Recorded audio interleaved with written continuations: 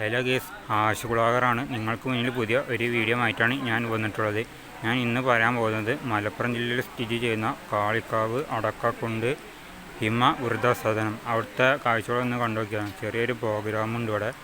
എല്ലാവരും യൂട്യൂബർ എല്ലാവരും ഒരുമിച്ച് കൂടിയ ഒരു പ്രോഗ്രാമാണ്. അപ്പോൾ അവിടുത്തെ കാഴ്ചകളൊന്ന് കണ്ടുനോക്കിയാലോ.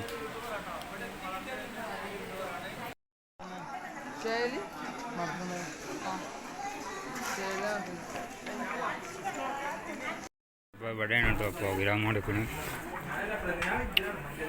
ഒരുപാട് ആൾക്കാരുണ്ട്.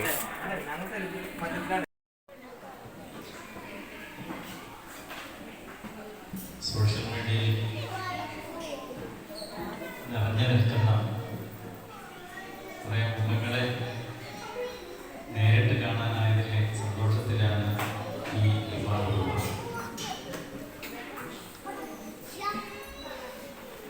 ഇന്ന് നമ്മുടെ ചിന്തകളെയും ജീവിതത്തെയും നിയന്ത്രിക്കുന്നത്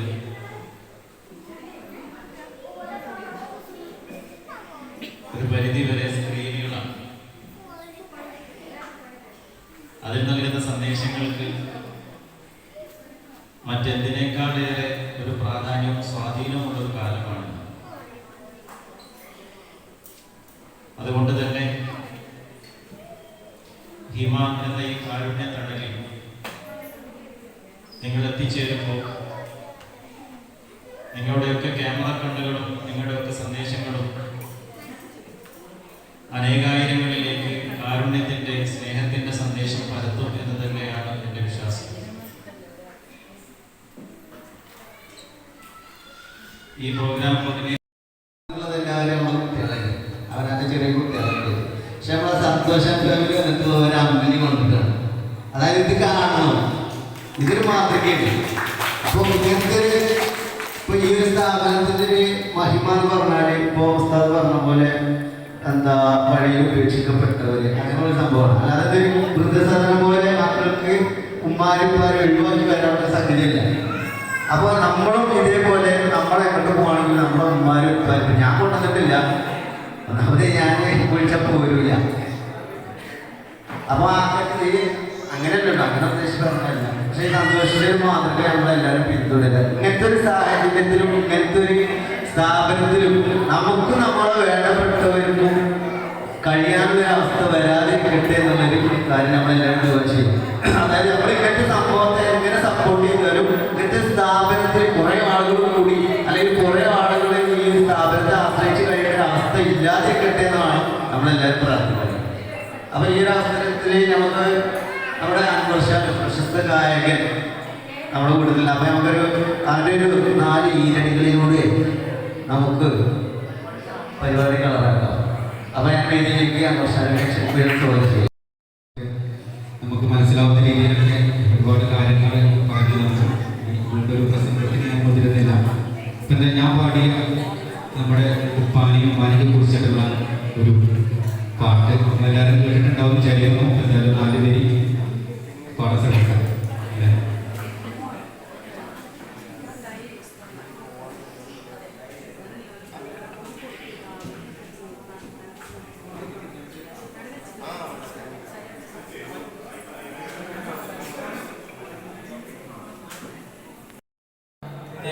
ഉസ്താദ് പറഞ്ഞു എന്താ വെച്ചാൽ നമ്മളൊക്കെ ജനിക്കുമ്പോൾ നമുക്ക് ഉമ്മാരുണ്ട്, ഉപ്പാരുണ്ട്. പിന്നെ നമ്മൾ വളർച്ചയിലും അവരെ കൂടെ നിർത്തിയിട്ട് വേണം നമ്മൾ ഏത് കാര്യത്തിൽ നമ്മൾ ഉയർച്ചയിലും തളർച്ചയിലും ഈ ഉമ്മയും ഉപ്പയും മാത്രമേ നമ്മുടെ ജീവിതത്തിൽ ഉണ്ടാവുക.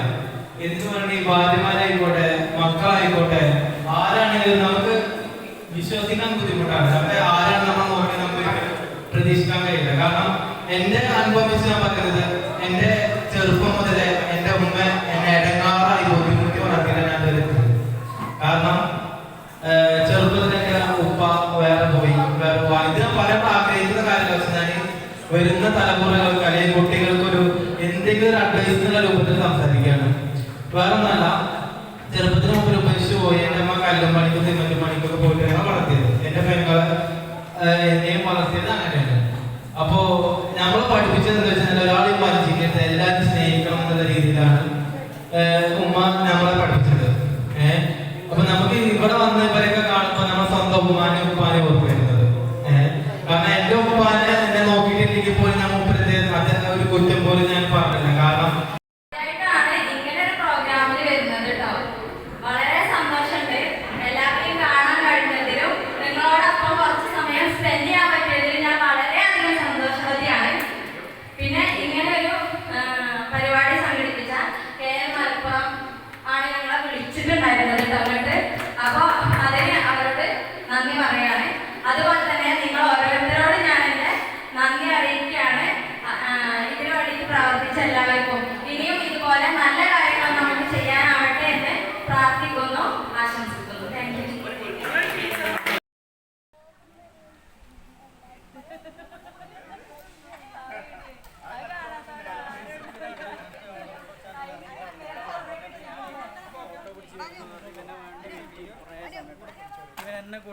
ഓട്ടോയിൽ വന്നു. ഇങ്ങനെയൊക്കെ ചെയ്യാൻ പാടില്ല.